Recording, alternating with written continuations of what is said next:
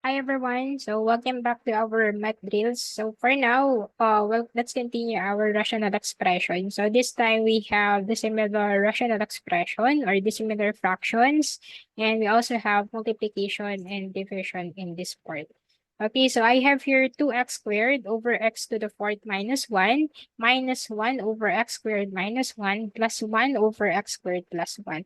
So since this is quite long, okay, so what you can do for this one is again to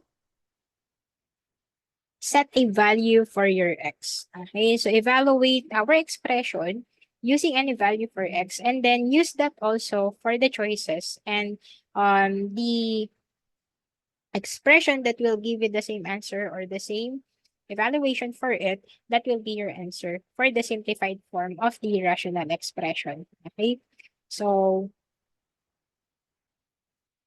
for example, the first one, we have 2x squared, x to the fourth minus 1. So let's set x is equal to positive 2.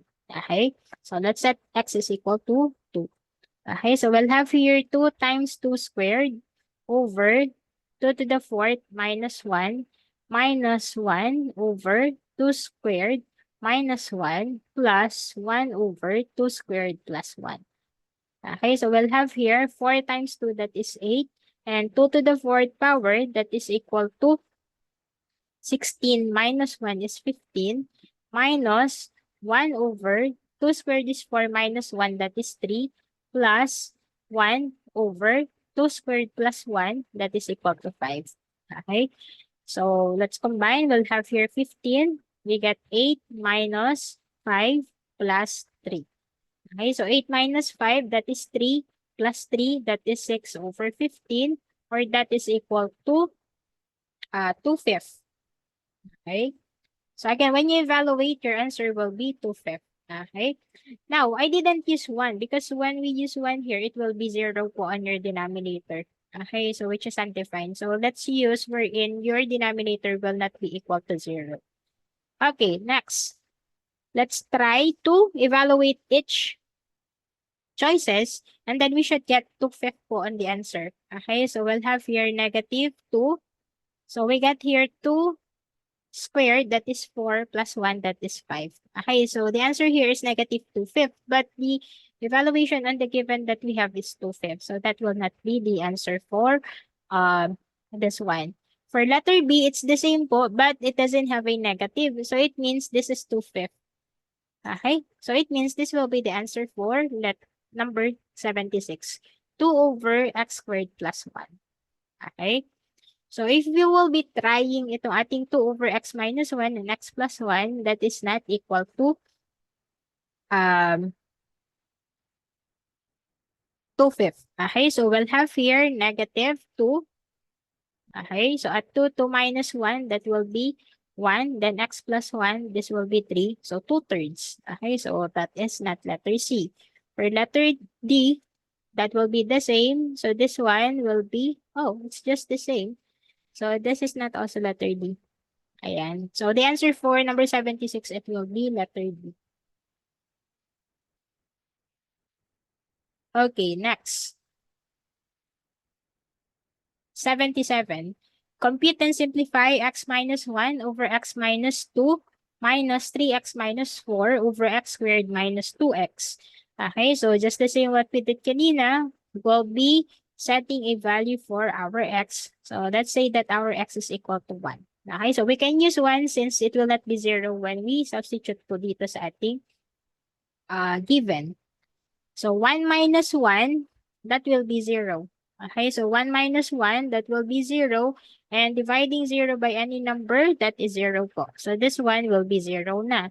So 0 minus 3 times 1 minus 4 over 1 squared minus 2 times 1. Okay, so we'll have here 3 minus 4, that is negative 1 over 1 minus 2, that is negative 1 also. But since this is minus, it means our answer will be negative 1. Okay. Yeah, so let's find the answer here on our choices. Again, dapat po pareho po siyang negative 1 on the answer. So we'll have negative 1 minus 2 over 1. So we'll have here negative 1 over 1. So this is negative times negative. It will be positive 1. So it's not letter A. For for letter B, we'll have 1 plus 2 over 1. So this is equal to 3 over 1. That is equal to 3. So it's not letter B also. Let's try letter C. So we have here 1 minus 2 over 1. So 1 minus 2, that is negative 1 over 1, which is equal to negative 1. So answer for number 77, it's letter C, x minus 2 over x. Okay, next, 78. We have here multiplication. 8a to the fourth over 9 minus a squared. 5a squared plus 13a minus 6 over 24a minus 60a squared. Okay, so this time, let's do the same. So let's have a is equal to 1.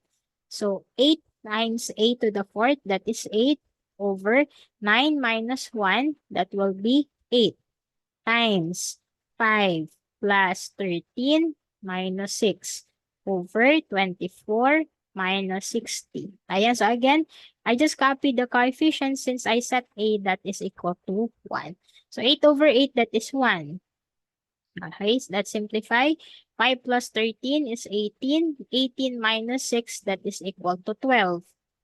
Okay, go with your denominator. 24 minus 60, that is equal to negative 36.